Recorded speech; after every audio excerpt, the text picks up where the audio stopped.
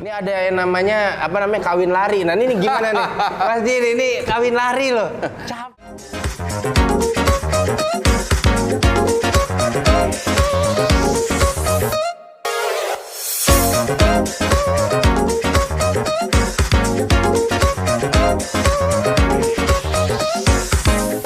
Kembali lagi di podcast Daily Life. Dan teman-teman semuanya, kali ini gue kedatangan bintang tamu yang luar biasa, yang mungkin bisa menambah wawasan kita semua lebih luas lagi.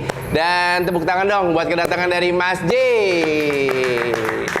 Beliau ini adalah budayawan yang pengalamannya mungkin harus kita bagi, harus kita bongkar pada kesempatan kali ini di podcast Daily Life. Oke Mas J, kali ini selamat datang di podcast Daily Life. Saya Panca Suca. Sekarang pengen tanya tentang masalah kebudayaan, adat istiadat yang berbeda-beda, berbagai macam budaya suku yang ada di Indonesia. Tapi kalau menurut Mas J sendiri nih, budaya itu seperti apa sih Mas J? Oke, Assalamualaikum warahmatullahi wabarakatuh. Waalaikumsalam. Saya masih mungkin saya cenderung pengamat kali ya, pengamat dan melakukan tentunya gitu. Betul. Kan. Jadi kalau kita bicara budaya, aspeknya kan ada cipta, karsa dan rasa gitu ya. Cipta, karya dan rasa. Cipta, karya dan rasa dari budaya ya. Aspeknya ada 3 elemen tadi. Kalau di kita kan apa aja yang termaktub dalam budaya, mungkin ada kepercayaan, ada adat istiadat, ada kesenian, ada bangunan-bangunan kan. Oh iya. Masing-masing daerah bangunan punya ciri khas yang berbeda-beda. Kan? Gitu. Rumah adat ya, rumah adat. Kemudian mungkin ada tentang astadidiat yang terdapat dalam perilaku sehari-hari. Mungkin tata kromo itu bagian dari budaya juga kan. Tata krama. Nah, itu juga bagian dari produk budaya yang diwariskan dari leluhur kita kan. Betul. Itu yang harus kita lestarikan lah kira-kira gitu. Iya. Nah, terus kalau misalkan nih berbeda-beda nih. Contohnya saya pernah lihat adat istiadat pernikahan.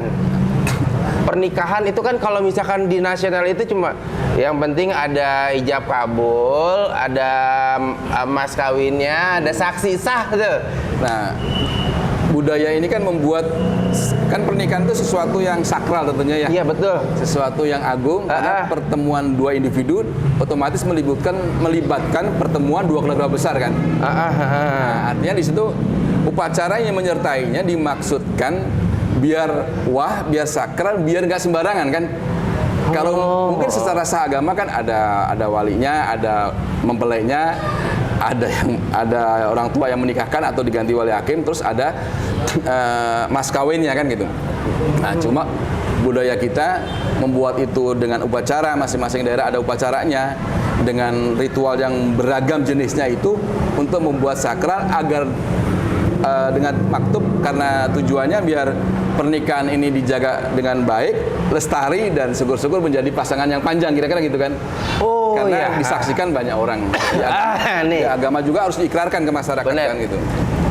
Kalau misalkan dari suku yang berbeda, budaya yang berbeda, nah itu seperti apa Mas J? Nah, biasanya kalau di masyarakat kita kan biasanya mengikuti adat istiadat wanitanya biasanya ya. Misalnya orang Betawi nikah dengan orang Jawa, biasanya dipakai adat Jawa. Karena yang bersangkut perempuannya orang Jawa.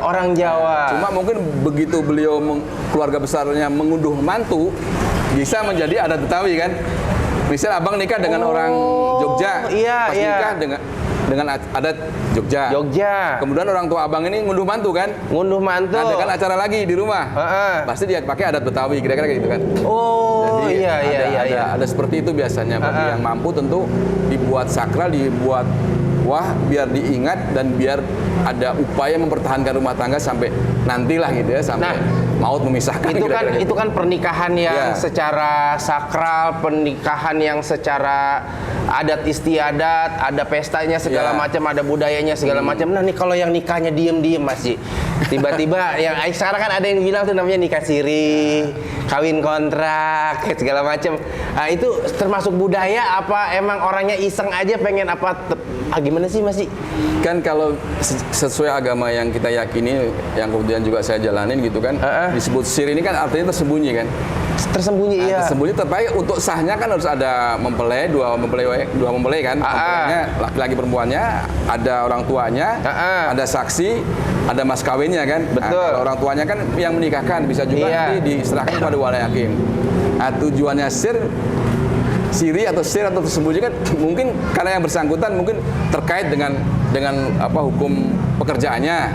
Mungkin kebanyakan yang siri ini kan kebanyakan istri yang kedua, kira-kira gitu ya. Oh, gitu ya. Karena tidak diketahui pihak yang pertama mungkin ya.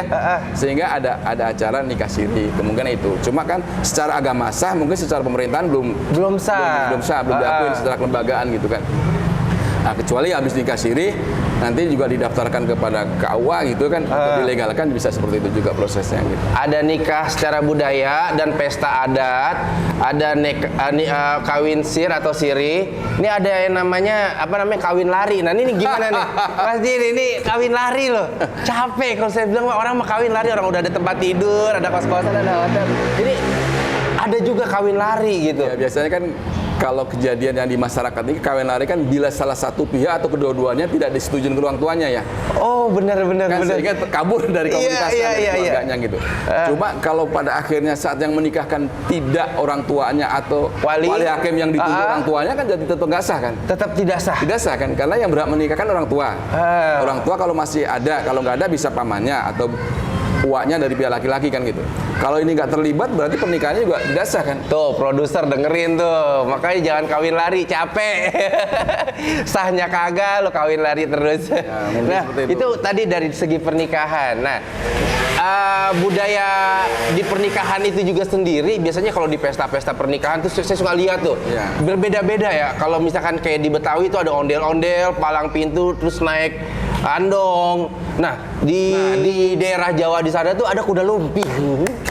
Kuda lumping ini. Nah, kuda lumping kan suka bagian dari produk budaya di bidang kesenian kan? Betul. Mungkin di Jawa ada jaran kepang atau kuda lumping. Mungkin di Sunda tuh, di Banten ada debus ya. Mungkin di Bali ada lea. Mungkin ada produk budaya yang pada seni pertunjukan kan? Betul. Kalau di sini mungkin ada topeng, di Jawa ada ketoprak, di Jawa Timur lagi ada ludruk. Mungkin di tempat lagi ada dongeng. Dongeng kan bagian yang dituturkan itu. Itu juga bagian dari produk budaya yang terkait dengan kesenian.